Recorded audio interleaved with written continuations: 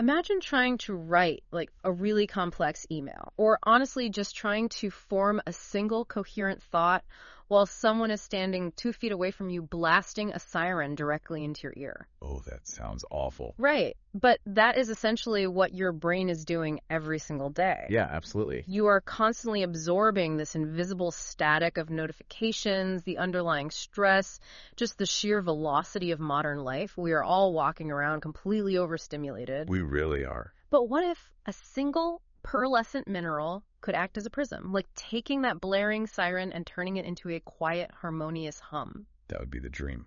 Okay, let's unpack this, because today we are taking a deep dive into a fascinating stack of notes and research surrounding white fire agate.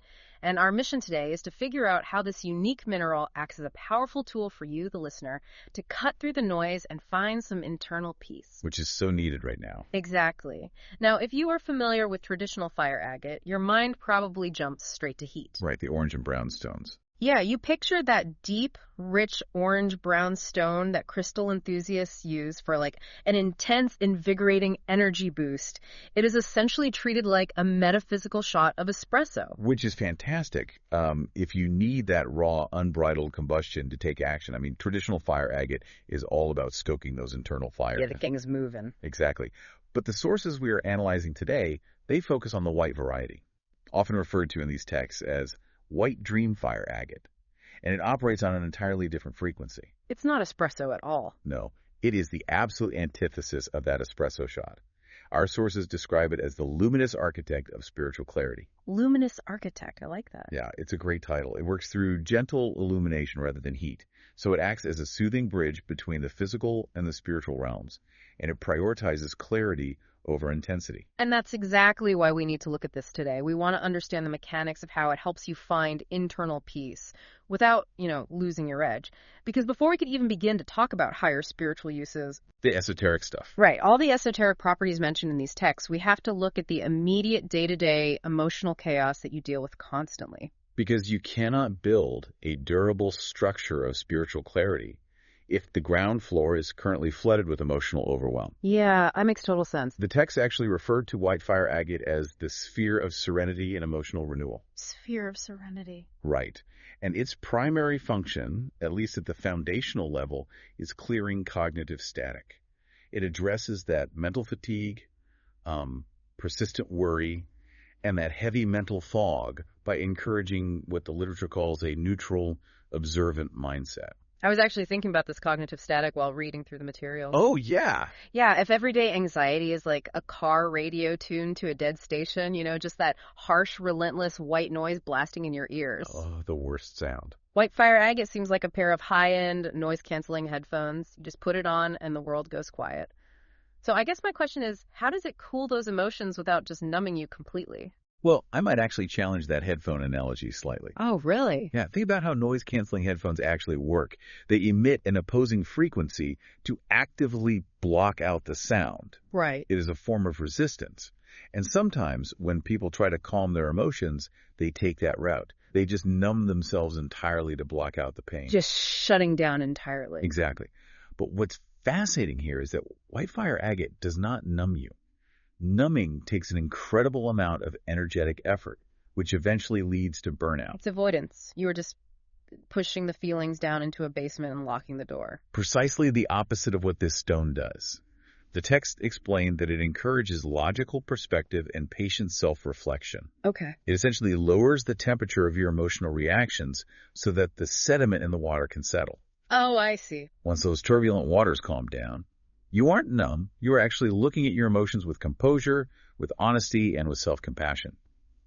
It reduces the anxiety while explicitly preventing emotional depletion. So it creates a sort of safe room in your own head to just sit and look at your feelings without being attacked by them. Exactly that. And the sources give some incredibly practical ways for you to apply this, which I appreciate because, this can all sound very abstract. It really can. For instance, during a moment of high tension, maybe you are having an anxiety spike before a big meeting. They recommend holding the stone in your non-dominant hand. Yeah. And in many energy work traditions, the non-dominant hand is considered the receiving hand. The receiving hand. The idea is that it allows the stone to actively absorb that frantic, chaotic energy radiating from you. but even from a purely physiological standpoint. Right, taking the magic out of it for a second. Exactly. Holding something cool and smooth provides a vital tactile anchor. When you are spiraling, your mind is entirely disconnected from your physical body. The physical weight of the stone pulls your awareness back to the tangible present moment. Look, if you're listening to this and thinking, am I really going to hold a rock to stop a panic attack? Just stay with us. Because even from a purely psychological standpoint, taking 3 seconds to physically reset your posture and focus your senses on a smooth object, it interrupts a panic cycle. It absolutely does. They also suggest placing it on your desk while you are journaling. That's a great application. Yeah, if you are trying to write your way through a really heavy emotional challenge, having it nearby is supposed to help you write from a place of clarity rather than distress. You are documenting the storm from the safety of a lighthouse, rather than trying to write while you were drowning in the waves. That's a beautiful way to put it. Yeah. Because writing from a place of distress often just reinforces the trauma. You're just spiraling on the page. Right, you were just spinning the wheels of the panic. The stone's proximity is meant to nurture that self-compassion we mentioned, allowing the logical perspective to guide the pen. That makes a lot of sense. But, quieting that internal cognitive static is really only half the equation. You still have to step out into the physical world. Ugh, the real world. Right. Which means facing the environmental and digital noise that bombards you the second you look at your phone. The digital bombardment is relentless. I mean, group chats, news cycles, emails from your boss at 9 p.m. It never stops. It doesn't.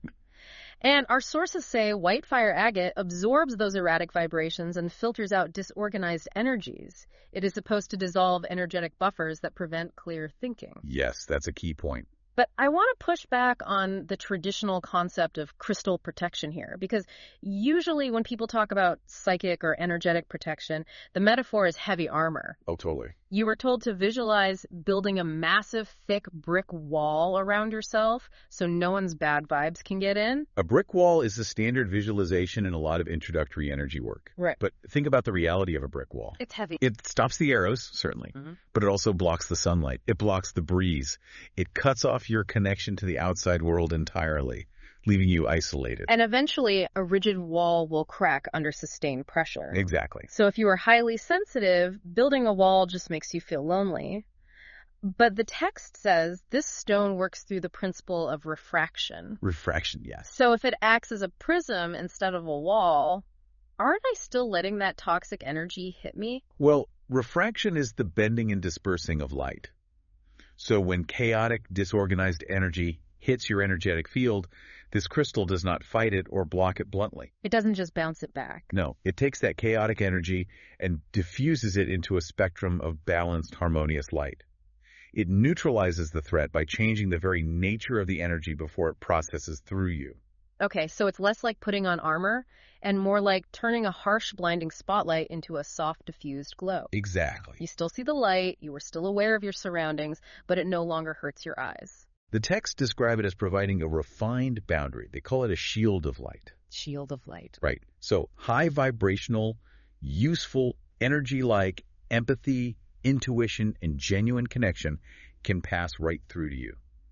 Discordant, chaotic frequencies are neutralized before they can attach to your energy field. So you remain open and fluid, but your integrity is maintained. Precisely. That reframes the practical applications they suggest for this completely. Like, they mention a technique called auric combing. Yes, auric combing. If you feel heavy or coated in the day's stress, maybe you just left a really toxic environment, you physically take the crystal and run it a few inches over your skin, starting from your head and moving downward, and you flick your wrist to release the debris. Like you're dusting yourself off. Yeah, you are literally combing the static out of your field. And even if someone is skeptical of the concept of an aura, the physical act of sweeping tension off the body is a recognized somatic practice. Yeah.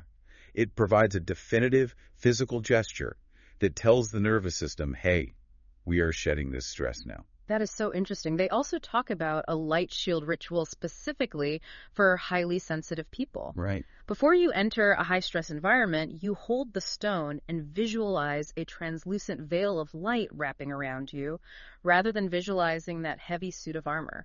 You are setting the intention to filter rather than block. Exactly. Filtering is the key. But creating that shield of light around yourself is really only half the battle. because once you've successfully stopped the external noise from draining you, you suddenly have all this surplus energy. Yes, your battery isn't draining as fast. Right. So where does a stone like this direct that reclaimed focus internally? The sources actually map this out quite specifically across the spiritual architecture of the body. White fire agate primarily aligns with the crown chakra. The one at the top of the head? Yes, the energy center associated with higher wisdom, universal connection, and pure consciousness. But it doesn't just pool the energy there. It doesn't just get stuck in your head. Right, it creates a vital bridge downward, connecting the crown to the third eye, which governs intuition, and all the way down to the heart chakra. So it acts as a conductor to prevent mental overload. Exactly. Because doing really deep, higher chakra spiritual work can sometimes leave people feeling ungrounded or spacey. Very spacey. But here's where it gets really interesting.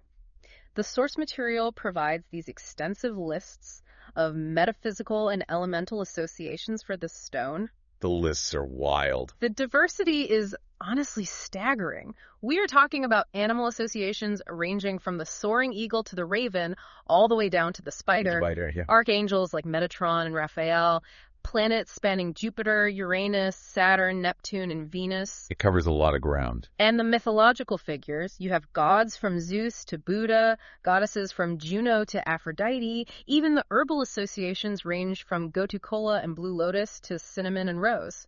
It can seem deeply contradictory at first glance. Completely contradictory. Like, how can one single stone resonate with the expansive, lightning strike, forceful energy of Zeus and simultaneously hold the deep, tranquil, rooted stillness of Buddha? It's a paradox. It feels like the texts are just claiming it connects to everything, everywhere, all at once. Well, this raises an important question about the fundamental nature of the stone itself. The texts call it a master tuner. Master tuner. Because it unifies the upper chakras and acts as a neutral conductor for a full-body energy sweep. It has the capacity to resonate across vastly different energies and traditions without overwhelming the system. Oh, I see. So it's not that the stone itself is Zeus, Andy, Buddha. Right. It's that the stone clears the static so well that you can tune your own dial to whichever of those energies you need at the moment. Exactly that. Think of the animal associations. The spider is meticulously weaving an intricate, perfectly balanced web of reality right in front of its face. Very detail-oriented. Yes. But the eagle is viewing that entire web and the forest it sits in from a mile above. The big picture. Right. Archangel Metatron is associated with sacred geometry, the vast architecture and mechanics of the universe, while Raphael is the intimate, ultimate healer of personal wounds. So macro and micro. White fire agate is the thread that stitches these macro and micro concepts together. It is the clarity required to be both the high-level architect of your life and the meticulous healer of your own everyday heart. Wow, it brings the high perspective of the eagle down to the meticulous everyday weaving of the spider. I love that. It's a beautiful concept. And the practical chakra applications reflect that bridging effect. There is a practice called the crown to third eye sweep. Yes. You lie down, hold the stone at the top of your head, and slowly move it down to your forehead. You visualize the light from the stone acting as a silken thread like the spider's web, stitching your higher consciousness directly to your intuitive everyday mind. You are telling your body to marry the architecture of logic with the intuition of your immediate senses. And then there is the heart center pulsing. A very grounding practice. This involves placing the stone directly over your heart, taking slow, deep breaths, and visualizing the light expanding outward to reset the very center of your energetic system. Because if the heart is turbulent, the high spiritual wisdom coming down from the crown chakra has nowhere safe to land. Just bounces off. Or it will just manifest as more anxiety. Yeah, that makes sense. So what does this all mean for you, the listener, on a regular Tuesday? That is the big question. We have spent a lot of time on the deep esoteric mechanics, the chakras, the sweeping rituals, the mythology. But how does this actually fit into a normal, chaotic modern day? Let's walk through a hypothetical scenario based on everything we've synthesized from these sources. I think that is the most critical part of this entire deep dive. Because knowledge is only as good as its practical application. Right. If it only works in a meditation retreat, it's not truly serving you. Exactly. So let's say you wake up. Maybe you didn't sleep well because your mind was racing with tomorrow's to-do list. We've all been there. The text suggests keeping white fire agate as a worry stone under your pillow. The mechanism here is that it absorbs that mental chatter overnight, allowing for restful sleep and encouraging clear dream recall. So you start the day with a clean slate. Right. So you wake up, you grab the stone from under your pillow. Now you are commuting. You are on a crowded train. People are talking loudly. Or maybe you are sitting in terrible gridlocked traffic. Stress is already building. You use the stone as a tactile grounding pocket companion. You just rub the smooth surface in your pocket. You are utilizing its physical properties to regulate your nervous system in real time. Just keeping you grounded. Instead of your brain spiraling out into the traffic or the crowded train, your attention is forced to localize on the sensation in your hand. It provides a sensory anchor against the ambient stress. Then you get to work. You have a highly stressful video call or a massive deadline looming over you. The digital bombardment begins. You practice what the sources call workspace clarity. You literally just place the stone near your keyboard. It sits there acting as that prism we talked about, absorbing the frantic digital energy and the pinging notifications, helping you approach your tasks with focus rather than reactivity. It serves as a visual reminder to maintain that neutral, observant mindset. Just seeing it helps. Every time your eye catches it next to your keyboard, it cues your brain to drop your shoulders and take a breath. And finally, you come home. And maybe there is tension. A difficult conversation needs to happen with a partner, a roommate, or a family member. That evening fatigue. The text suggests keeping it in a shared living space or holding it right before you speak to maintain empathy and articulate your needs clearly. It fosters interpersonal harmony. You're speaking from the lighthouse, not from the stormy waves. Exactly. If we connect this to the bigger picture, what becomes profoundly evident is that the crystal's true power lies in its subtlety. It really does. You do not need an elaborate altar, a specific lunar phase, or a 2-hour block of absolute silence to benefit from it. Its steady, quiet vibration is specifically designed for the unrelenting demands of modern, high-output living. Which brings us perfectly to the perspective of one of the vendors mentioned in the notes. They're called crystals by Rob. Yes, I like their take. They honor this specific stone as the clarity architect, and I think their philosophy perfectly encapsulates everything we've discussed today. It really sums it up. They emphasize that you simply cannot build a high-performance life if your internal system is clogged with mental noise. We often think of high performance in terms of adding more. Right, more. Drinking more coffee, subscribing to more productivity hacks, consuming more input, pushing harder. But the concept of the clarity architect recognizes that true power is found in clarence. It is the ability to remain calm, focused, and deeply intuitive when the external environment is demanding every single ounce of your attention. You have to actively declutter the system for it to run efficiently. It is entirely about subtraction, not addition, removing the static so the actual signal can finally come through. The clarity architect doesn't build their house with noise, they build it with light and empty space. They build with intention. And that requires filtering out everything that does not serve the structural integrity of the mind. To bring all of this together, we started our journey by looking at white fire agate as a simple, calming mineral, a gentle alternative to the intense, aggressive heat of traditional fire agate. A very different vibe. We explored how it cools the emotional storm, not by numbing you or forcing you to avoid your feelings, but by creating a safe, lowered temperature space for logical self-reflection and self-compassion. And we examined its fascinating mechanism of refraction, challenging the idea of psychic armor to see how it acts as a prism rather than a brick wall, diffusing digital and environmental bombardment into a harmonious, breathable shield of light. We saw how it acts as a master tuner, a thread connecting the highest spiritual wisdom of the crown chakra and the sweeping perspective of the eagle, all the way down to the practical, everyday reality of your morning commute, your stressful keyboard, and your interpersonal relationships. It ties it all together? It is, fundamentally, a tool for navigating an undeniably overwhelming world without losing your mind. It allows you to operate fully within the chaos of the world without becoming the chaos yourself. Which brings me to a final thought I want to leave you with today. Okay. We have spent this entire deep dive talking about how white fire agate creates a serene environment by diffusing the chaotic digital bombardment and mental static around it. It takes all that harsh, blaring energy and refracts it into harmonious, useful light. Right. So what would happen if you began treating your own attention the same way? Wow, that is a profound question.